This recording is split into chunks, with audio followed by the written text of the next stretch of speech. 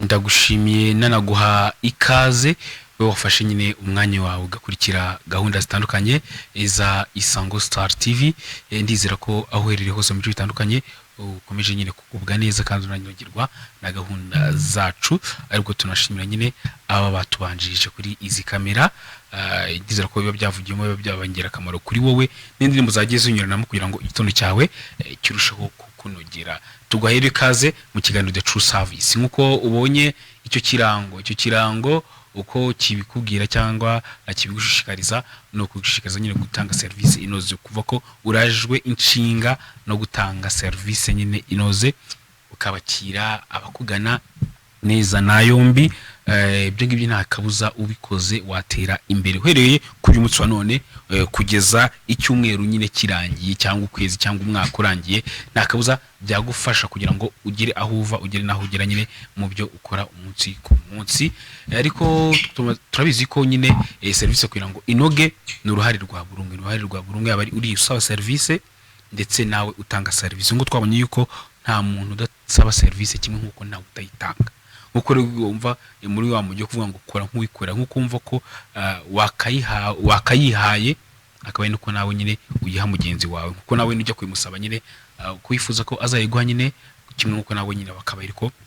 wakayimuhaye. Kora nyine nk'uwikorera yaboneka nyine wakire abakugana na yombi. Ngewe nyiri kukubwira ndi Sibo Orgene, ariko nago ndigiye nyine ndi kumwe na mugenzi wanjye Umutesi Fiona. Waramutse gute? Amahoro? Ndamahoro, meze neza ndashima Imana. Reka nize ko nawe meze neza cyane. Niko ndashima Imana. Ngira ngo waramutse neza, igitondo cyawe cyagenze neza cyane. Ahanga ngira ngo n'abadukurikiye muri kino kiganiro cyacu, reka nize ko meze neza cyane. Tubaha ikaze mu kiganiro cyacu The True Service, nko mugenzi wanjye arabikomojeho. Ni ikiganiro kigarukanya ku mitangire ya service Orgene. Ni hashobora kuvuga ngo kigaruka ku mitangire service, umuntu akumvamo ibintu byinshi cyangwa kumvamo ibintu bike. Tugaruka ku bijyanye n'uko service tureba se service aho zitanoze hakorwa iki ngo zinoge. Yego, niho kuvuga ngo nuko aho zitanoze hakorwa iki ngo zinoge. Ese aho batazinoza birakwiye ko banengwa, ariko nagaruka kunengwa gusa, ugomba kunengwa gatanga n'umurongo. Batese ubundi harabura iki kugira ngo zinoge. Yes. Uwo ni umukoro wa rumwe, kuko ikibura kugira ngo zinoge buri umwe gifite mu biganza. Udukurikiye muri kano kanya hariho ariko nushobora kuba atazi uko zakagombye gutangwa cyangwa se kunozwa. Ariko ibyo byose tubigaruka muri kino kiganiro kugira ngo wumve ko ari uruhare rwawe kugira ngo imitangire service igire ahivugire nahigera. Ngira ngo ujye wumva icyegeranyo wenda kuvuga RDB cyangwa RGB baravuze ati muri uyu mwaka wenda service uko zatanzwe mu bikorera mu nzego za leta mu miyoborere myiza biri kuri uru rugero kugira ngo rurushyirweho nawe ufitemo uruhare. Nujya hano gabwa service mbi ukabivuga bizagaragara, hari imibare runaka izamenyekana ku buryo n'abatangaza bazabigenderaho. Ariko ikindi none amubwira warayiguhaye ati wa my service mbi ukamunenga ukamwereka n'uburyo ki yakabikoze neza. Hari tafaru zaba ushyize ku kijyanye n'iterambere rya service cyangwa se kunoza service. Usanga nyine haraho yavuye, hari naho yagize nyine kujyanye no kunoza nyine service atanga umunsi nyine ku munsi. Ngira ngo wenda Fiona hari ikintu kiba mu bantu, ngira ngo wenda hariko navuga ngo Abanyarwanda ngo idukunda sibiteranya. Okay, wenda ni umugani, ariko vision y'umunsi aho tugeze ntago ushaka kujyana unakavuga nka service mbi nivuga ngo ntiteranya ugatuza ngo ntiteranya ukarenza no Fiona muziranya yakwa. Buriya bajya bavuga ngo umugani ugana kariho. Oye muri iyi vision tugeze ibyo ntago bikwiye. Abivuze ngo iriya migani yaciwe cyangwa se tube tuyikiza inyuma tubaze twumve tugendane na vision. Hari undi mugani bajya bavuga ngo ngo kiriza yakuyeho kirazira. Uwo mugani sinzi niba ari ihame, ariko kiriziya niyo yaje kuraho byose bijyanye n'umugani. Ariko icyo impamvu mbivuze ntago wavuga ngo ntiteranya wakiriwe nabi. Wakiriwe kandi vision tugezemo service nipfa ibintu byose bizangirika. Tujye vuga ngo service noze umusingi iterambere irambye, nibitanoze iterambere irambye rero nta rihari kandi nta utakifuza gutera imbere. Kandi twamaze kubona ko ntawe udasaba service cyangwa ngo ayitange. Kandi nta service y'ubuntu buryo bahoreka. Kuri ujye ku murenge ngo executive ngo nsinyire ngo ibiki ngigipapuro kuva ko nyine wagiye ntawe mafaranga yishyuye kuva muri serivisi y'ubuntu uri executive chair hari ariko arahembwa kandi ahembwa ni ufite akabutike hari amafaranga usora patante n'ibindi byose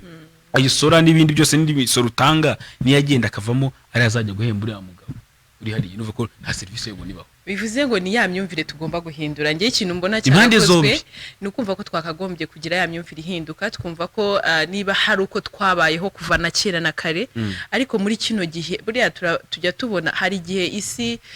ari ituma duhinduka ariko mu by'ukuri tutakagombye guhinduka ariko bikaba ngombwa ko duhinduka bitewe naho icyerekezo turimo aho turimo tugenda tugana so nge rero numva ko mu by'ukuri twakagombye guhinduka twumva yuko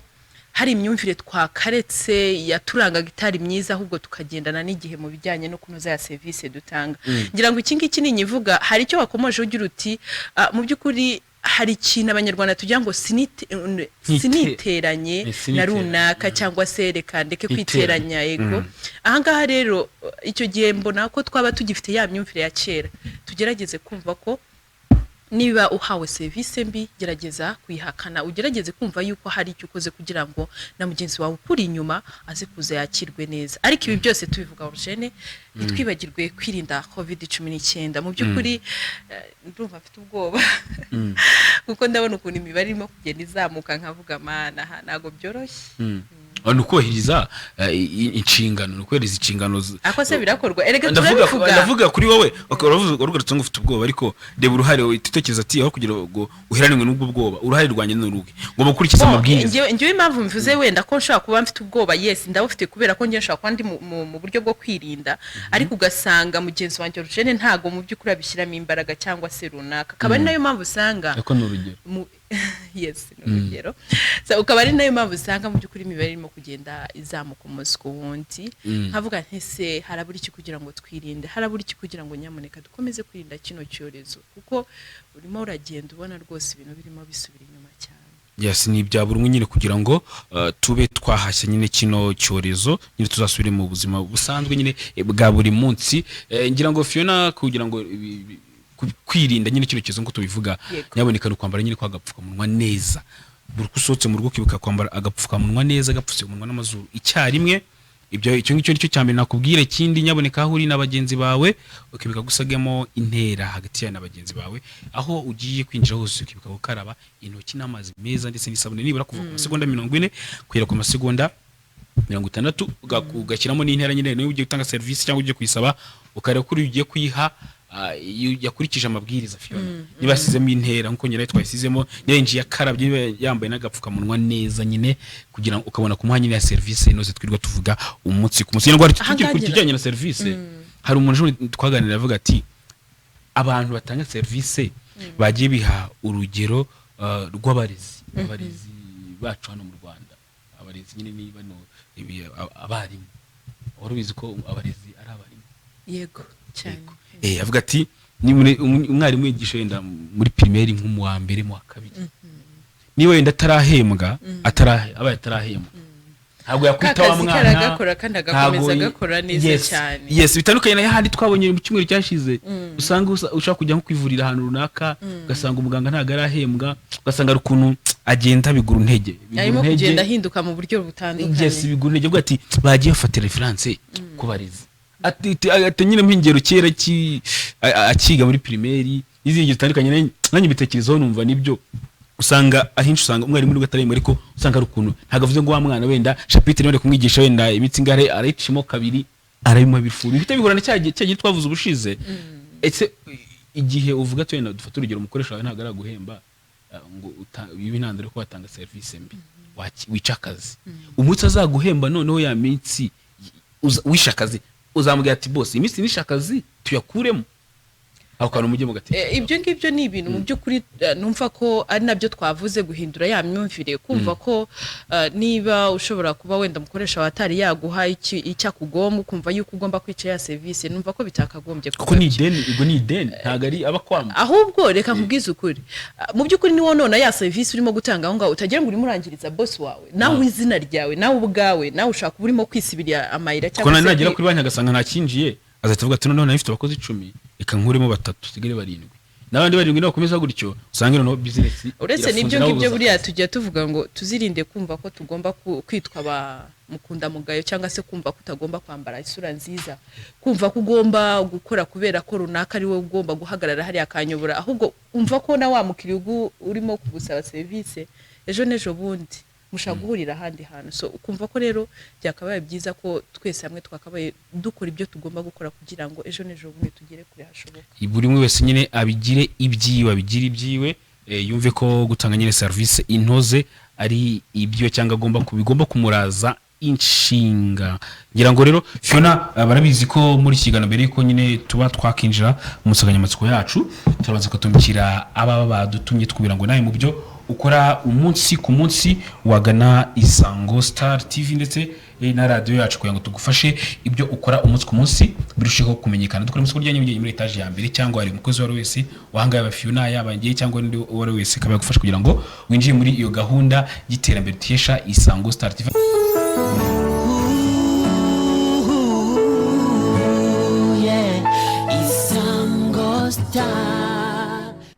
Yes, ni Isango Star TV gikomeje gukurikira. Ushobora kuba rufunguye insakaza mashusho muri kano kanya tumwanya ikiganiro The True Service, aho nyuma yo gutumikira aba badutumye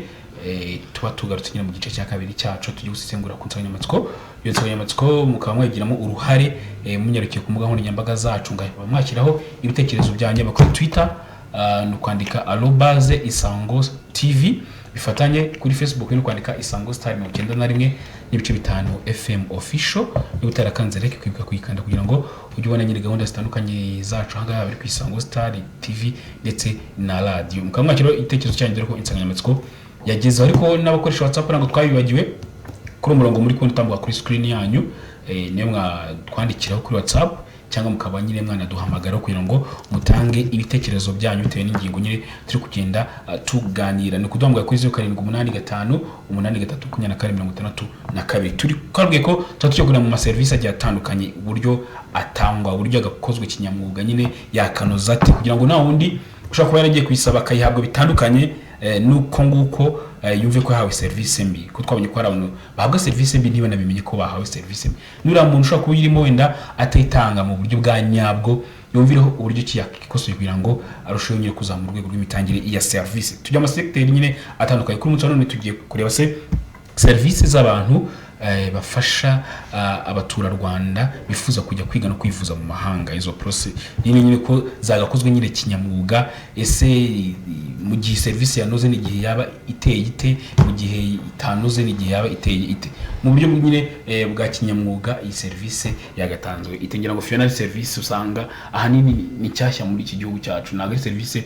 ahanini urasanga imaze imyaka 15 cyangwa 10 n'ingahe. Ni service nyine cyashya tikore sasa ni gute yakanoze. Hari abubukombe twahisemo kuri mutso none kugira ngo baze kubidufashamo. Yes, babimazemo igihe uko bivuze ku service ntagira amara imyaka 15 mu Rwanda itangwa, ni nashyashya mu matwi yacu. Hari n'abantu benshi batazi ko ibi bintu bishoboka. Gira ngo kera hari ikintu cyabagaho murakarangiza shuri ndasize segonderi leta ikamuha bourse wenda kujya kwiga mu Faransa, mu Bubiligi, muri Canada. Yes, irago muri iki gihe ni gake cyane ntabwo bigisindire. N'abadukurikiye baradufasha nawe Fiona mwamfasha urangije kwiga vuba kandi wowe umaze igihe kinini cyane. Niba bikibaho ku muntu akarinza segondari itamugo ati ko abantu tabagize tugaye buruse n'ijya kwiga mu Faransa, leta byose paka byishyira ku mutwe kwibutsa none abantu bafite amafaranga yabo basiga bavuga ati umwana akajya kuri internet agasaca ingwe n'ikigo ndashaka kujya kwiga ikintu cya applying kanagenda, ugasanga bamwe hari ukuntu bagiye bagahuramo n'ibizazana agiye applying icyo kigo wenda muriye amafaranga aragiye mu nzira ntagaze yumva niyo bijya mu Rwanda ujya mu bujyano ukona amataje gutya. Hari ibihugu ugera no ukabona ubwato ukagera na amataje, ukabona ubwato ivayitira ataje kigenda ugasanga arazubaye tugire. Yes, nyagore hari abatekereje avuga ati ntago twemera ko umutura Rwanda yarengana gutyo, ntago twakishima kunyarwanda yarengana gutyo. Baratekereza avuga ati nyaboneka turebe uburyo kitwamufasha, yaba ugiye kwivuza ko docteur avuga ati mu Rwanda indwara ntabwo twabasha kwivuza, shaka igihugu ngo ibintu cyo kwivuzamo. wenda ntumenye ngo ndacanja mu Buhinde Bacehe nirihe batangirira vuriro he, najya bavahe kwivurizaho mu Buhinde cyangwa muri Canada cyangwa muri South Africa ngira ngo rero ari ab'inkwakuzi batekereje baravuga ati kaduhanga umurimo nyine dukore ibi bintu kugira ngo dufashe nyine abaturarwanda kuborohereza kuri iyi service bakaba bitwa Penda Africa Smart Services for International Education and Medical nyine care traveling tukaba aribo dufite nyine kuri munsi w'iki kiganiro babimazemo imyaka buryo umuntu amaze imyaka irenga 10 akora mu kintu nyaboneka iyo service itabaze imyaka igera muri 15 mu Rwanda nyaboneka umuntu aba ari ubukombe abari intangarugero ku bandi dore ko tuzi neza ko hari benshi cyane bashobora kuba bafite ibyo bakora bifite aho bihurira n'ibyabo ariko hanga ugasanga rimwe na rimwe ababikora ntago bari babisobanukirwa cyane cyangwa se reka mvuge ngo n'ukwigana babonye Penda Africa Smart Services baravuga bati natwe reka natwe tubikore so ngira ngo niyo mpamvu twifashishije Penda Africa Smart Services nk'abamaze igihe kinini cyane batanga ino service reka twakire abatumirwa bacu bari muri studio yacu kugira ngo badufashe kutubwira se ino service ihagaze gute irakorwa gute noneho muri kino gihe kitoroshye cyane cyo kwirinda COVID-19 ngira ngo iratubakira duhereye ibumoso kuri televiziyo ibumoso nyine bwawe turi kumwe na bwana Ntaganira Charles akaba ari umuyobozi wungirije muri Penda Africa Smart Services tugaye ikaze bwana Charles urakoze cyane ngira ngo ubwo ni iburyo bwawe kuri televiziyo turi kumwe na Kayiganwa Betty akaba ari umunyamabanga mukuru nyine w'iki kigo ubwo ni General Secretary nyine w'iki kigo Penda Africa Smart Services tugaye ikaze Betty urakoze cyane yes ngira ngo bumfashe tugiye kugaruka n'ukora nyine service zo gufasha abantu bifuza kujya kwiga no kwivuza nyine mu mahanga ni gute byagakozwe nyine cyane mu gatunire bariko no muri ibi bihe twugarije na COVID-19 ngira ngo dutegura kino kiganiro Eugene ku munsi w'ejo twamo twibaza zavuga se Eugene ino service irakorwa ko nduzi mu byukuri ibintu bya zambye bitarimo gukunda bitewe na kino kintu cyangwa se ni pandemic turimo ikomeye cyane ya COVID-19 ese mu byukuri ino service irakorwa so niyo mpamvu rero twashatse kugira ngo tubegere ngira ngo niyo mpamvu twabatumiye batubwire mu byukuri ni bamwe mu bantu batanga service ku bantu benshi urubyiruko rw'u Rwanda abajene b'u Rwanda ahangaha se byaba bihagaze gute ngira ngo twahera kuri bwana Charles wadufashwa tubwire se muri kino gihe kuko ikibazo nibazaga byaba bikorwa byarahagaze ese mufite izindi cyane mwanyuzemo kugira ngo ibe yatangwa murakoze cyane ndumva sindi mushyashya hano ku Isango TV ubwa mbere ubwa kabiri gatanu bwa gatatu muri nafatanya bikorwa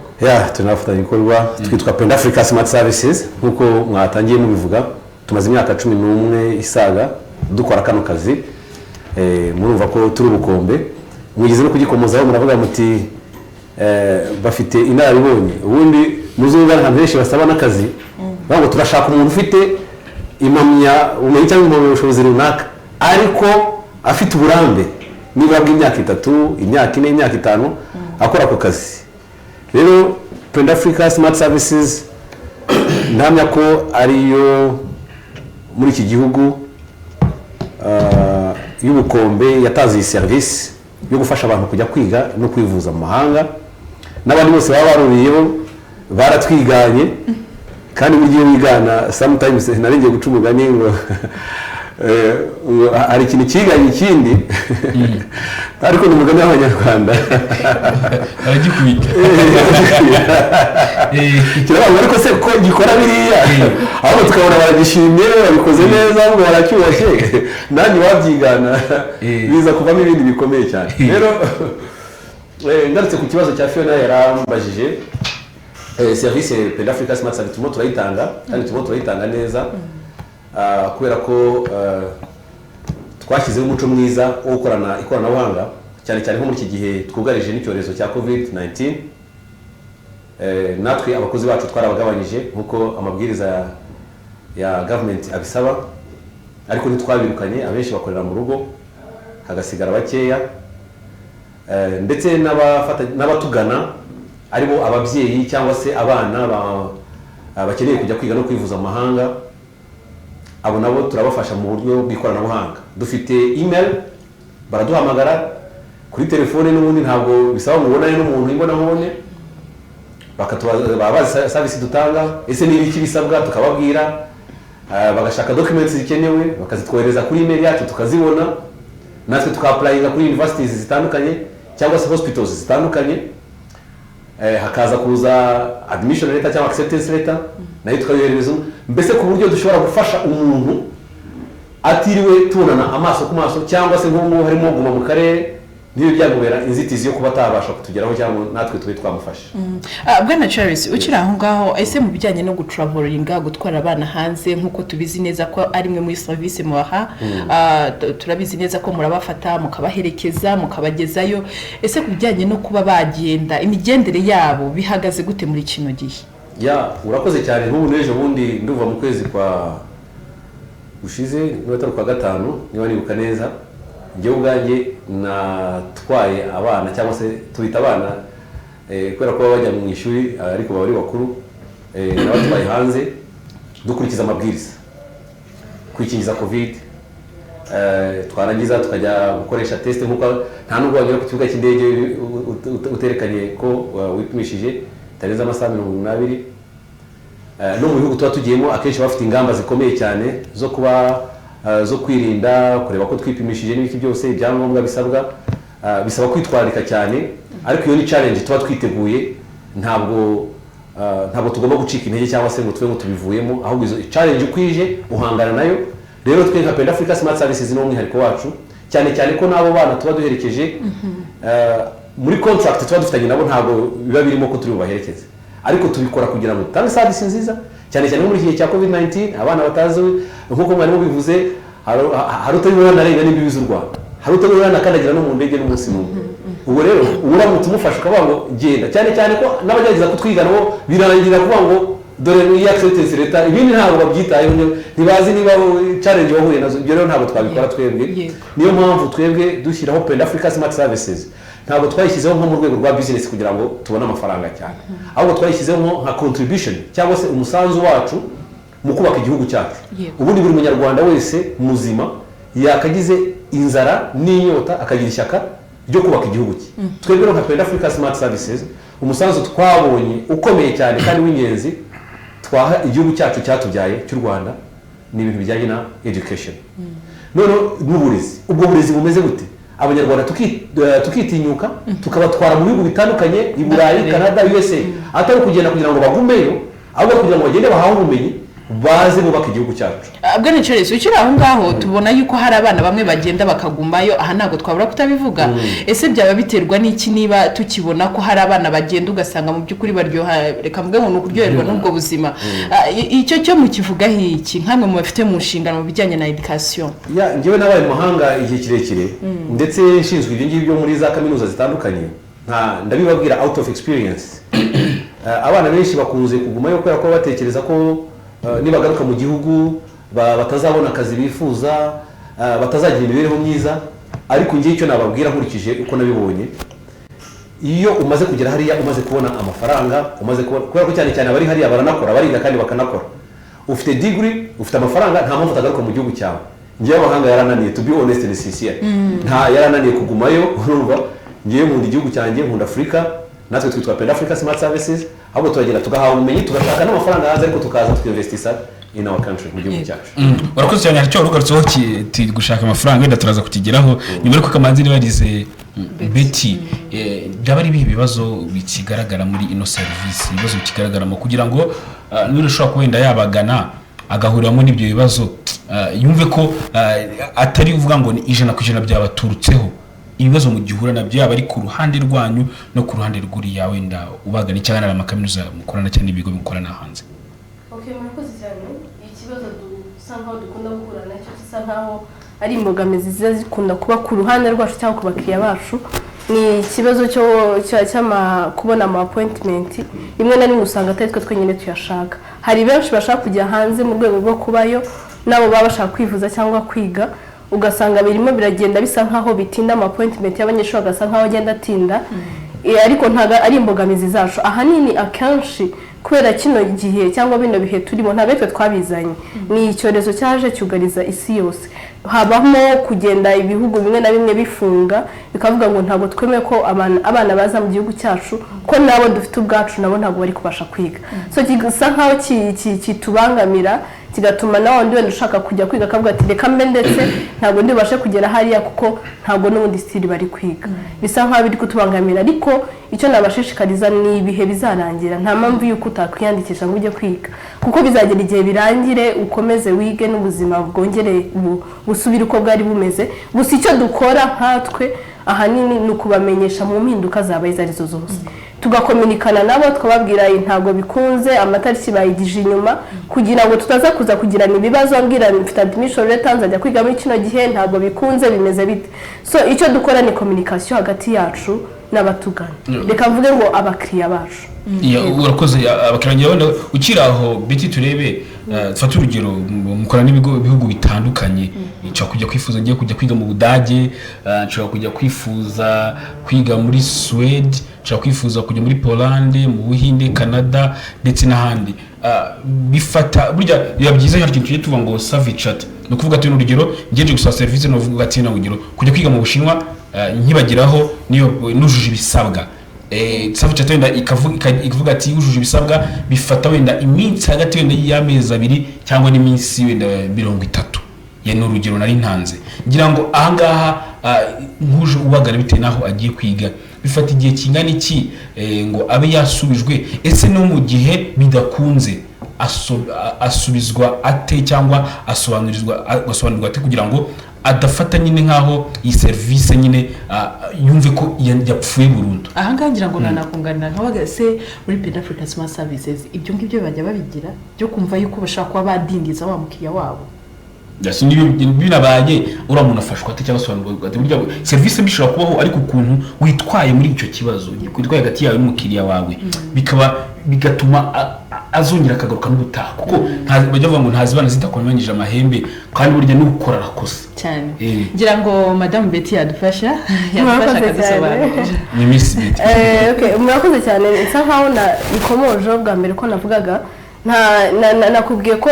ubundi ntabwo byagakwiye gutinda ntabwo byagakwiye kurenza amezi 2 umwana atarajya ku ishuri impamvu imbogamizi dukunda guhura nazo nizandi nabuze ya appointment muri embassy ntabwo dukora muri embassy ku ishuri by'umuntu ko duba dufitanye amasezerano turapushinga uko bishoboka byose umwana nyuma y'iminsi 15 akaba abonye admission letter yiwe igisa nkaho kitugora cyangwa gitinda ni kubona appointment ariko akenshi ubundi iyo byakunze tutari muri bino bihe twari turimo nyuma y'amezi 2 umwana bagiye ku ishuri ariko kubera kino gihe kidutinza kikatudindiza nibyo bituma umwana asa nkaho atindaho hari ikindi wongeye kumbazaho ese iyo mu gihe bigenze uko bigenda gute ni handi nakubwiye ni za communication tugirana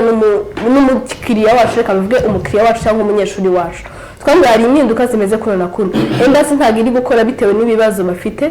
mu gihugu cyabo urihangana ubutegereje ibihe n'ibyongera gukunda neza cyane ibyongera kugenda neza tugufashe cyangwa urashaka kureka dossier yawe turabiganiraho twebwe nawe ukareba ikiri bukunyura n'ibikiri bukorohere twagufasha ko nabo twifuza ko umwana wacu yakadindiye twifuza ko yakagiye akajya kwiga akiyungura ubundi bwenge ntabwo ari kuvuga ko hano mu Rwanda batigisha barigisha cyane no kugira ngo twiyungure ubumenyi turusheho kumenya kuko bira bihugu by'ahandi haraho bigeze haraho biturusha tugira ngo wiyungure bwa bumenyi ugaruke uzufasha abavandimwe inshuti ndetse n'urwakubyaye yego murakoze Betty ukiri aho ngaho ese mu byukuri yurebye icyorezo cya COVID-19 igihe kimeze hano mu Rwanda ku kijyanye n'abana mukorana nabo cyangwa se abantu mukorana nabo hari umubare ufatika mushaka kuba mufite ku bijyanye n'abamaze kudindira bitewe n'ino COVID-19 ntago wabura urahari ariko ntago ari munini cyane ariko duhari ingamba twafashe hari n'ibyo turi gukora kugira ngo tubafashe nabo bagire bagende yego ngira ngo ni ikintu cyiza cyane kubera ko buri wese ashaka kuvuga ati se niba bimeze gutya ngira ngo bwana Charles yigeze kukomoza Origene aravuga ati twebwe kubera ko twabonye kino cyorezo hari ukundi kuntu twabigize cyangwa se hari izindi nzira twanyuzemo kugira ngo dukomeze gufasha rubanda nyamwinshi twakoranaga nabo yabarukunya kuri murandasi cyangwa se ikoranabuhanga ahangaha ngira ngo niyo tuvuze ikoranabuhanga hari aho rigero ugasanga mu by'ukuri bibaye ngombwa ko rihagarara bitewe n'igihe tugezemo cyangwa se bitewe n'aho urikoresheje ngira ngo na madame Beta bigarutseho yes yabigarutseho madame ngira ngo tunagarutse kuri bwana Charles ari hano twandikiye agaruka ati ese avuga ko bihenze ati ngibi birahenze ariko nagira ngo bifatanya n'ikibazo nanjye nashaka kubabaza nk'ibibazo bibiri bwana Charles uramusubiza agaruka ati ibi bintu birahenze n'ibyo abantu bifashije ngira ngo ndaza kumusubiza umuvandimwe witwa Peter ikindi gihe nagarukaho ni ikibazo nateguye turebe mukorana gute na zira kaminuza hari uyo Peter agarutse ati birahenze mukorana gute na zira kaminuza ese ikijyanye uri jubagana ikiguzi mu muca bimeze bite ntago agarutse ko bihenda ariko nanjye ngira ngo nsobanukirwe ngende bagana binsaba iki mwebwe se ndaza nkabishyura mukamfasha uriyaza yo kujya umukomisiyoneri igiye kukurangira inzu aha amafaranga yishyura inzu hakaba na fanta umugenera ubwo tubwire rero ko bikorwa ariko kuko abakomisiyoneri ko tureba mukorana gute yaba ni ibyo bitaro yaba nizo kaminuza zo hanze kugira ngo dukurikiye barusheho gusobanukirwa ko tunareba noneho imbogamizi zishobora kuba zikirimo tutarebye kuzatewe na COVID-19 muri iyi service zindi mbogamizi zishobora kuba zagaragaramo zaba intandaro kuba service uko mwifuza ko yagatanzwe ino ari mvuga ati yagatanzwe 100% nibiwe byakagirwa imbogamizi ushobora kuba mwahura nabyo nibazo bitatu mfatanyije bwana Charles. Urakoze cyane ndabanza ngaruke ku kibazo mwari mwabajije Kayigama Betty secrétaire général wa Penda Africa Smart Services. Challenges tugenda duhura nazo ariko hari umwe muri mwe bavuze ngo ese mujya mudindiza urumva kudindiza umuntu ni ijambo riremereye ritari ryiza rwose kudindiza nuvuga ngo wari supposed kuba wafasha umuntu akwizeyemo icyizere akubonamo ubushobozi yaje kugana ariko at the end of the day bigaragaye ko ibyo yagushakaga utayibonye ku ruhande rwacu nka Penda Africa Smart Services ntabwo tuyatudindiza umuntu wese waje atugana Betty yabikomojeho ariko nagira ngo ngira akanongeraho twebwe ku universities ku kintu kirabana na za kaminuza tura partners ntabwo turaba agent tudiringa direct na kaminuza kushobora no kubwira kaminuza ngo ibi nibi mu bihindure ibi nibi mu bikore mutya yako uri kuri kaminuza ikintu cyose umunyeshuri cyangwa umubyeyi yaza adushakaho turagikora ariko nko kubijyanye na visa na embassies zitandukanye niyo challenge nyine nko muri iki gihe cya COVID twahuye nayo acceptance letter igasohoka wenda iva ku mwana agomba kujya kwiga mu kwa kane igasohoka mu kwa kabiri urumva ko dufite amezi abiri tugasaba embassy tukapplyinga dusaba visa appointment embassy ntidusubize tugapushinga tukandika ama-emails atandukanye tukandikira embassy ariko kubera ko embassy bari igihugu kwacyo kiba gifite uburyo kirimo kujera ibintu nta nubwo wanatubwira wenda ngo impamvu wenda ngo baduhe impamvu runaka zifatika ariko bakatubwira ngo mwe mwihanganye icyo ngicyo gisubizo daho mwe mwihanganye ku muntu rero appointment mu kwa kane agomba ishuri ryamuha acceptance letter ivuga ko ku itariki ya mbere wenda z'ukwezi kwa kane agomba kuba ari kuri kaminuza atangiye amasomo urumva umubyeyi ntazishima umunyeshuri ntabwo azishima ikintu dukora iki cyo communication guhana amakuru kuri wa munyeshuri no ku mubyeyi biba ngombwa mu gihe cyatambutse ariko turimo gukurikiza amabwiriza ya COVID tugahamagara bakeya tukababwira ngo bimeze gutya na gutya bimeze gutya na gutya isi yabaye umudugudu niba mugira ngo wenda hariho ka doubt mufite namuganye mwakwikurikirana mukamenya amakuru rero ariko nk'abantu bafite inararibonye twe nka Penda Africa Smart Services no muri bihe bigoye twagiye tugerageza kubonera bamwe na bamwe appointment abandi kubera ikibaziburaga niba uvuze bamwe na bamwe abandi kubera ikibaziburaga twebwe dufite abantu benshi tuvuge tuganwe n'abantu 100 dusa mu mitinze amazina y'abantu 100 bose bashaka iki appointment kubera komeza dupushinga bakaduha 20 saba 80 basigaye bari hehe ngo mwihangane tuzagira turi hafi kongera kugira gute kubaha abandi baba ni 20 turaba mu ntacyo abanyarwanda bavuze gukora akira bagabanya uwo umugani w'abantu bakuru sizi niba waje nawe uzungu abo ngabo tukabafasha izo rero nizo mbogamizi twagiye duhura nazo ariko ubundi kubijyanye na kaminuza noneho rero wenda kuvuga kugira ngo mbere yuko tutaraba agent ahubwo dufite inararibonye tumeze nk'abandi baheruka bakwaringa n'ibyo nawe wakwikorera twebwe dukorera abatugana ibyo batashobora kwikorera mu gihe habaye challenges cyangwa habaye ibibazo no twabwira kaminuza ngo ese ku kwezi kwa kane n'urugero kugeze umwana w'umukobwa ari ku ishuri ese acceptance ibaye expired biraza kugenda bite kubera ko aba partners bacu baratubwira ati noneho si ikibazo cya Penda Africa Smart Services si ikibazo cy'umunyeshuri cyangwa cy'umubyeyi si ikibazo cyacu natwe nka kaminuza ariko kubera ko muri aba partners muri abafatanyabikorwa bacu umunsi embassy yafunguye appointment mukaza kugira gute mukaza kuzibona natwe turabaha admission letter cyangwa acceptance letter ihwanye n'igihe umwana agiye bamuhereye iki appointment kandi free of charge murumva ibyiza byo gukorana na kaminuza muri aba partners kuruta uko muri aba agents turavuga nta mafaranga umwana ashobora gutanga kandi ayo twabahaye turabyemera kuko twarayabonye none rero ko bimeze bityo ntacyo reka turebe embassy ikiri bukore igihe buhere umwana appointment natwe turamuha acceptance letter ihwanye niyo intake kandi free of charge izo ni challenge twagiye duhura nazo ariko n'uburyo twagiye tuzivanamo nka Penda Africa Smart Services hanyuma reka ngaruke kuri cya kibazo warumbaje uvuga ngo birahenze haravuze ngo birahenze cyane ese mwega bahangahe twebwe duhangaye ubundi services zacu ziri free ntabwo tuye ducaginga umuntu ngo waje tumushakira acceptance letter uraduhaye naye waje turagushakira visa uraduhaye naye twebwe tura partners ba different universities across the world niyo mpamvu iyo umwana ubwo nagira musubizo wo wakomeje ngo kandi muri no gutera umusanzu igihugu cyawe yes nicyo navuze ubundi intuza ko niba muri cya Penda Africa iza ntabaje mu rwego fondate ya nusa ntabaje mu rwego rwa business mbereza amafaranga ni umusanzu muri contribution nk'umunyarwanda kubaka igihugu cyacu mu buryo bujyanye na education na education ndetse n'ubuvuzi urumva ko ari ibintu bibiri bikomeye burya iyo ubuvuzi bumeze neza mu gihugu ndetse muri abakorera bushake turi n'abavolontaire niko nabyita noneho ahubwo twebwe kubera ko turi partners ba different universities kuko nari mbabwiye ahubwo university niyo igeza kugira gute iza kutureba ijisho ryiza mu gihe twubahirije ibyo yadusabye mwabyumvise neza ko mwayizanira abanyeshuri twazanira abanyeshuri yes noneho rero kuri cya kibazo cy'uko birahenze ntabwo bihenze uje muri Penda Africa ku bandi wenda birahenze ariko uje muri Penda Africa Smart Services ntabwo bihenze uraza ukatureba dushoboye kubwira na kaminuza ngo uyu muntu mureka ze yige azishyure nyuma cyangwa se yishyure 50% nk'ubu abantu benshi turimo kwakira ntabwo bishyura total tuition fees hari nuza 50% discount ya 50% kuri tuition fees cyangwa kuri minerval urumva icyo ni ikintu cyiza cyane none ya 50% nayo tugasaba university ngo ntiba yishyure yose uko yakabaye ahubwo bayishyure mu byiciro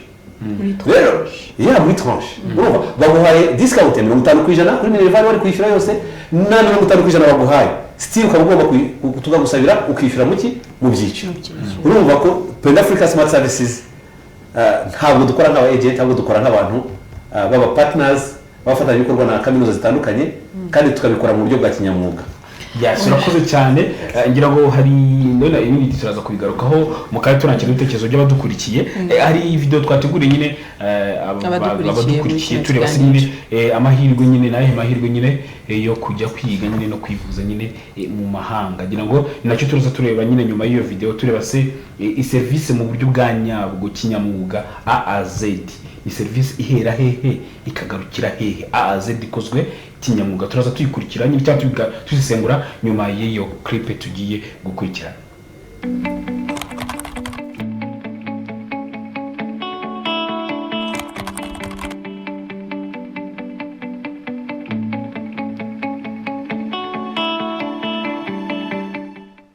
Allô Emma, ça va? Umeze neza?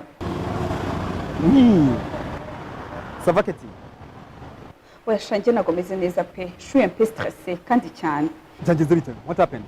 Nukuvuga ngo urabona byende nakubwira byanjye byo kujya hanze kwiga hanze biri kwanga n'ubushize abateka mutwe banugiye bandira ndi mafaranga ibintu byancanze mbese nago bimeze neza.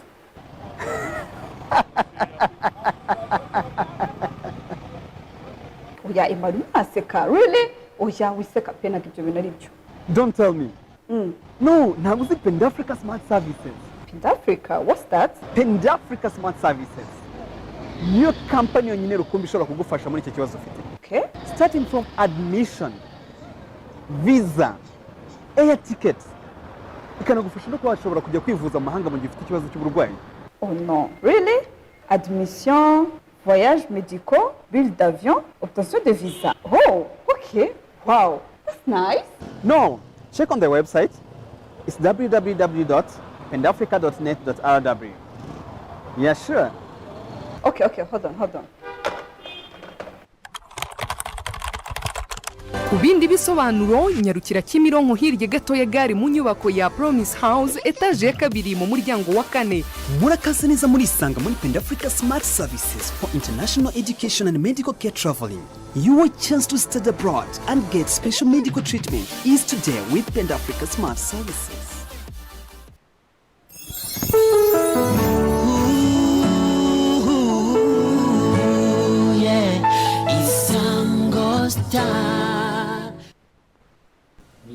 Isango Star TV nyine ugikomeje gukurikira turi kureba service nyine zo gufasha abantu bifuza kujya kwiga no kwivuza nyine mu mahanga ni gute zagakozwe nyine ikinyamakuru kugira ngo video babonye kari aka video keza cyane ngira ngo kugatangira avuga ati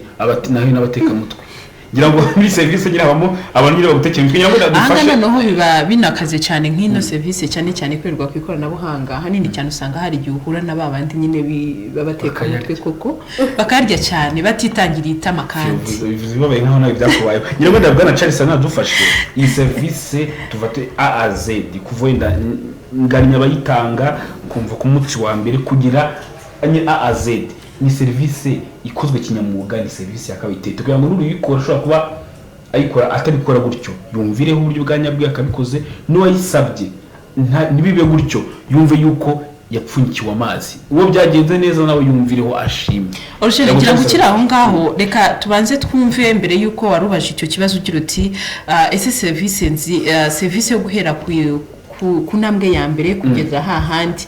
reka tubanze tugaruke kuri Penda Africa Smart Services yonyine kuko buriya njewe Fiona ashobora kuba nicaye Nyakariro ntazi Penda Africa Smart Services ntazi uko ikora ntayizi kandi mu by'ukuri ufite iyo nyota ese bo n'uruhe ruhare rwabo kugira ngo bigaragaze imbere yuko wenda dusubiza icyo kibazo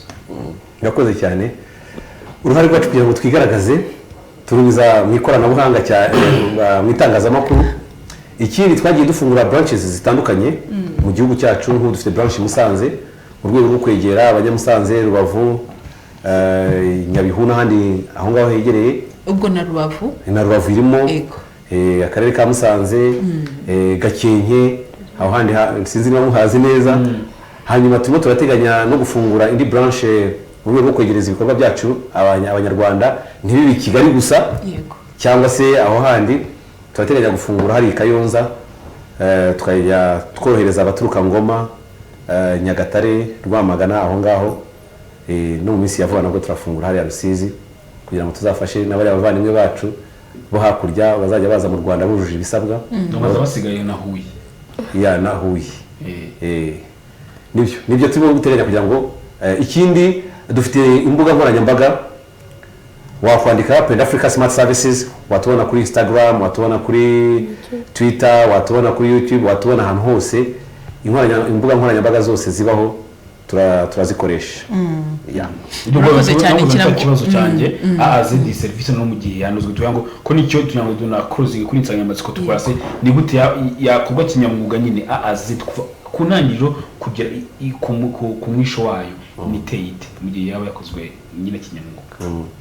Urakoze cyane reka tubyite reka nkopeze abantu nirabona hari bajya babikora banatuma iyi service dukora isa nkaho ikemangwaho batabikora mu buryo bwa kinyamwuga cyangwa se bakakora mu buryo bwa kimamyi ibyo bemereye abantu ntibabikore bakabatwarira n'amafaranga bakagira gute ibyo biratubabaza cyane mu minsi yashize twageze gukora inama na High Education Council twifuza ko abantu bakora akazi nk'aka ngaka kacu twebwe ibyangombwa byacu byose biri muri heke byose bimeze neza bagira uburyo tugira nk'urugaga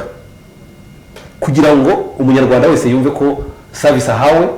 ayihawe n'abantu bagize gute bari qualified kandi bemewe kubikorera mu gihugu mu rwego rwo gutanga service nziza ariko reka tugaruke kuri Penda Africa Smart Services mu gihe ibyo bitari byagerwaho reka mbakopeze ku buntu kubera ko n'ubundi natwe turimo gutanga umusanzu ku gihugu cyacu kugira ngo nabo batwigireho nabo batange umusanzu ku gihugu cyacu niba bahari. Ni ukuvuga ngo twebwe umuntu wa mbere aza tugana atwizeye nka Penda Africa Smart Services agomba kuba yitwaje ibyangombwa bimwemerera koko iyo serivisi. Niba ashaka kujya kwiga mu mahanga avuga ati ndashaka kwiga bachelor, atuzanira ibyangombwa nyine bimwemerera ko yarangije high school secondaire, amafoto, passport, bireti yo mu wa kane mu wa gatanu mu wa gatandatu na diplome. Ibyo byose tukabisuzuma. Dufite department ya admissions ishinzwe kubireba ikareba ko ibyo bintu byuzuye bimeze neza, twarangiza tukabyohereza kuri ubwo tuba tureba nicyo ashaka kwiga. Kubera ko ntabwo ari gupfa gufata umuntu ngo ndangije kaminuza ndashaka kwiga iki niki. Hari igihe umuntu yarize nka HEG, History, Economics and Geography, akaba ati ngenda ndashaka civil engineering, nta mathematics nta kintu na kimwe. Ya dukora nicyo bita course guiding. Turamubwira ati oya urabikunze wenda wabonye umuntu muturanye cyangwa umeze neza wabaye engineer sibyo muri civil engineering urabona amafaranga urabakisha amazu kavuga ati nanjye ibi nanjye ndabishaka ariko urabishaka ariko ntabwo uri qualified,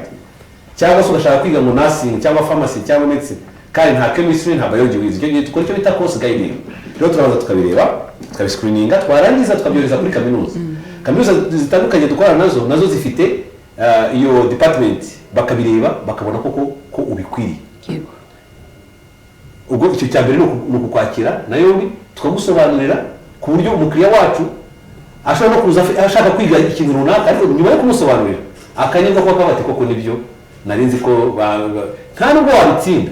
Ntabwo warize wajya kwiga civil engineering warize muri secondaire kabone n'ibyo bintu twabikoretse ko tutanabikora ngo utegereze ko uzabona results ishimishije, ntabwo byakunda. Iyo ni step ya mbere. Acceptance rate ikagira gute ikaza mu minsi 15 iyo nta mbogamizi nimwe yabayeho ibibonetse kayiga mwageze kuba ati mu mezi abiri ubundi iyo watangiye process natwe byose babitunganye nta mbogamizi nimwe yagize gute yabonetse. Icya kabiri ubwo iyo ni step ya mbere. Step ya kabiri uri gushakira iki visa. Ya bundi iyo waje wacu tugira icyo bita information form iriho buri gihugu. Poland igira information form ya Canada, UK n'ibindi bihugu byose bitandukanye ku buryo haba hari ibisabwa byose ukamenya ngo kuri acceptance letter kugira ngo uyibone hasaba ibingibi no kuri visa naho ABCD byose babiri ku buryo tubigusobanurira ariko tukanakamuka ukagira gute ukagatahana mu rugo. Iyo ni step ya kabiri. Twarangiza tukagufasha tukagushakira appointment yamara kuboneka tukaguha umustaff wacu cyane mu bayobozi bakabaherekeza bakabashakira visa zamara kuboneka bakagaruka hano mu gihugu none umwitegura kuzajya muri bya bihugu bitandukanye. Ubwo tukagenda dupanga ama shift tugapanga ama group tuvuge niba ari group izajya muri Canada niba izajya muri Poland niba izajya muri UK niba izajya hano tukabana n'umuntu wacu ubizobereyemo mukuru ufite inararibonye umaze igihe agenda cyane akabatwara akabageza kuri kaminuza. Abana bakabanza bakahamenyera bamara kuhamenyera tukamara nabo nk'ibyumweru nka 3 ufite ibibazo bitandukanye ibiri runaka mbese ku buryo dusiga ibintu byose bijyanye na academics bitunganye umwana azishuri ajyamo azaharyama azi uko ibintu byose bikorwa ku buryo tunamubaza tuti urumva utekanye hari ikindi kibazo ufite akatubwira ati ntacyo. Ubwo kabiri step ya gatatu. Iya mbere kwara kumushakira acceptance letter, iya kabiri kwara kumushakira visa, iya gatatu kwara kumutwara akatwamugeza kuri kaminuza agiye kwigamo. None ntabwo birangirira aho ngaho rero dukomeza kubikiraro hagati ya kaminuza n'ababyeyi. Ntabwo duterera iyo byarangiye. Ikibazo umwana ashobora kugira icyo ari cyo cyose haba ku ishuri cyangwa ahandi turakimenya tukakikomunika ababyeyi cyangwa se na kaminuza ishatse kugira ukundi kuntu reka wenda maye nk'urugero ntabwo yishyuye school fees ihagije kubera ko yoherejwe na Penda Africa Smart Services yamara ko noneho wenda agiye gukora ikizami bibaye ngombwa ko bavuga ati ntabwo wishyuye. Icyo gihe twese Penda Africa Smart Services dushoboye kumwitangira tukaba nk'ingwate kuri we tukavuga ngo umureka akora ikizami twebwe aramutse atishyuye ibyo muzabitoza tukadufashije umubyeyi muri ubwo buryo. Urakoze cyane kugira ngo reka tugushimire cyane. Ntabwo ndarangiza ntabwo wasoza urakoze cyane n'ikindi binatujyana. Noneho ubwo ari ku ishuri niyo yarangije kwiga tuza kumufata ku kibuga cy'indege tukamwakira tukamushyira indabyo tukamushimira ko yanyuze muri Penda Africa Smart Services akajya kwiga akaba agarutse amahoro. Ikindi noneho tukazaba twanamufasha kubona akazi mu gihe bibaye ngombwa. urakoze cyane Murakoze cyane. murakoze cyane ngira ngo dusoza Fiona umunota amasegonda 30 Betty niba ari cyo yakongera mu masegonda 30 dusoza amasegonda 30 Betty agire icyo yakunganiraho mu masegonda 30 dusoza. Okay, murakoze cyane nta byinshi ndi burenze ku by'umuyobozi wanjye mukuru amaje kuvuga gusa ndashimira abakiriya bacu twabanye mu gihe cyatambutse mbihanganisha ku bw'imbogamizi twagiye duhura nazo ntabwo ari ukubera Penda Africa Smart Services ni ukubera ikino kibazo cyaje gusa turi guhangana nabyo kugira ngo tubikemure kugira ngo bigende neza. Ikindi bashishikariza kugenda mukurikirana imbuga zacu nyinshi zigiye zitandukanye, hari Facebook, hari Instagram, hari YouTube twitwa Penda Africa Smart Services, ndetse hari na telefone zigendanwa duhora dukoresha umunsi ku munsi, hari ya 0782906953, yindi ya 0788968717. Izo wazihamagara ukazandikira kuri WhatsApp, zose turazikoresha. Ikindi dufite branches zigiye zitandukanye, nimba batabizi hari branch ya Kigali na branch ya Musanze, kose turakora kubasanga kugera fungura n'indi tuba duteganya no gufungura izindi zigiye zitandukanye. Murakoze cyane, reka tubashimire. Nayo nasabaga nk'amasegonda nkangahe